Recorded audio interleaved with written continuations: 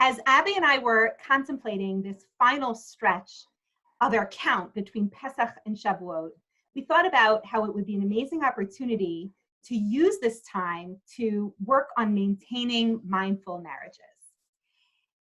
When we're counting from Pesach to Shavuot, this isn't the only count in the Torah. And we have two counts, one of them, this count from Pesach to Shavuot, and also the count that a woman has between when she is in a state of tum'ah to a state of tahara, in which the Torah uses a parallel language. When it comes to the Omer, the Torah says, Usfartem lachem. And when it comes to a woman's personal count, the Torah says, V'sefra la. She should count for herself. So the group, the nation counts for itself, and the individual counts for itself. The Zohar picks up on this parallel language. And the Zohar comments that when it comes to processes, when we're moving from one state to another in our lives, it's impossible to jump rungs. It's impossible to just get there in one step. This is always a journey that needs to be taken one step gradually, one step at a time. Abby, where does this hit you as a therapist? It really resonates with me, these words of the Zohar. It really puts into context, puts into words marital theory and couples work.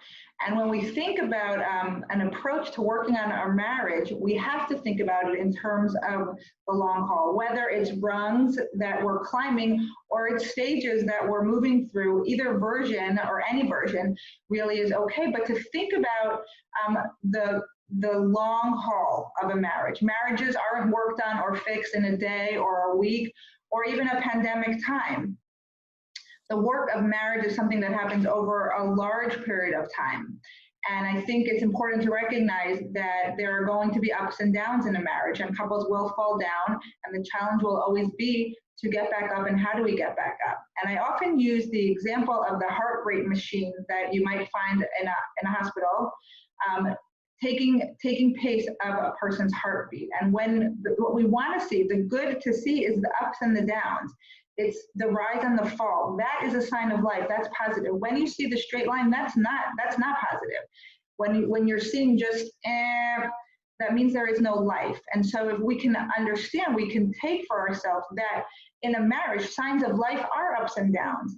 And I would really strongly encourage couples during this time specifically of Corona, and I know it's not a defined amount of time. That's one of the largest challenges, is we don't know when this is ending or how it's going to end and what it's going to look like, is as much as possible for couples to ride the waves, to notice what stage they are in their journey, to maybe climb a rung or to maybe go down a rung, but to be aware of that.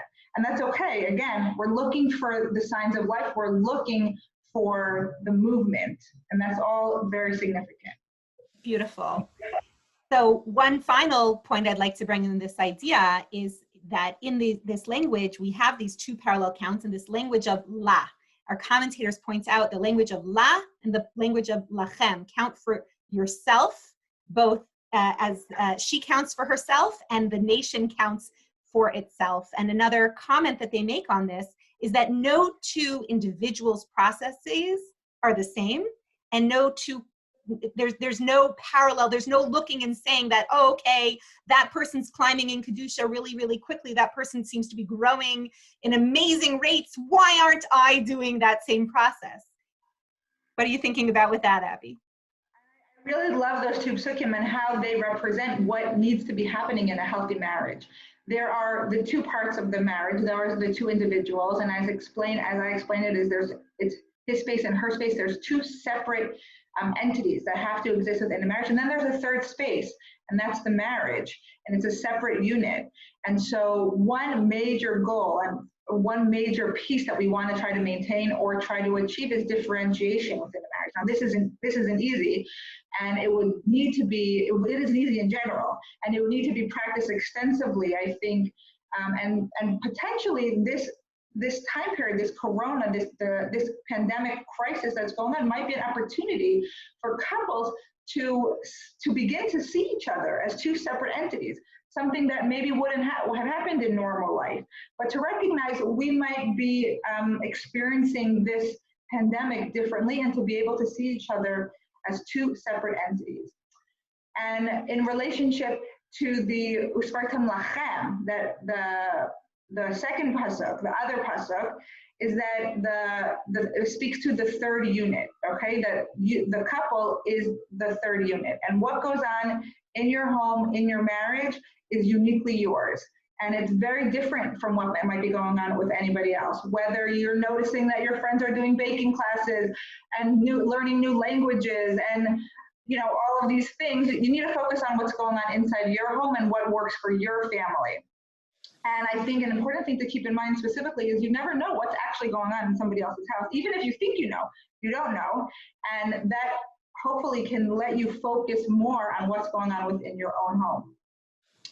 And I think it's also important to note here with this idea of differentiation, as well as recognizing the strength and the value of the couple's unit, is to also recognize that now is not a time to be taking a magnifying glass to your marriage.